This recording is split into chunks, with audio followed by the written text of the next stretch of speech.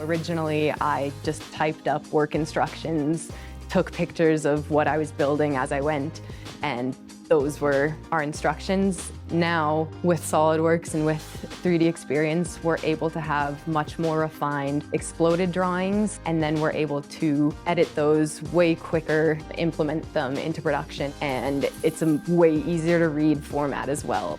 We quite frequently share information to external stakeholders, suppliers.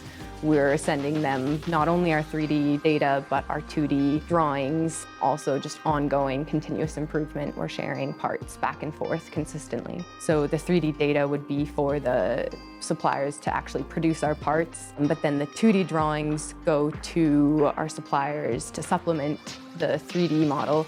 And then they as well go to an engineering firm that supports our engineering change processes because our engineering team in-house is quite small. So we utilize the ability to send this data to kind of amplify our workforce. Just like you or I need to custom fit our own bike, so do our customers. And so we've used this tool consistently with our customers that have more specific requirements without the need of bringing them into our shop directly. We can now send that data to the customer in their own home, even have them log in and tell us what would work for them to truly use the bike how it's meant to be.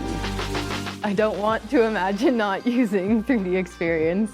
It's just enabled us to amplify our workforce and continually innovate at the rate that we come up with these ideas. We're able to keep pushing them through the platform and keep these projects going because of all of the help and how quickly we're able to send this data and receive it, not having to take the time that it takes to email, revise that email, explain the email because somebody got confused.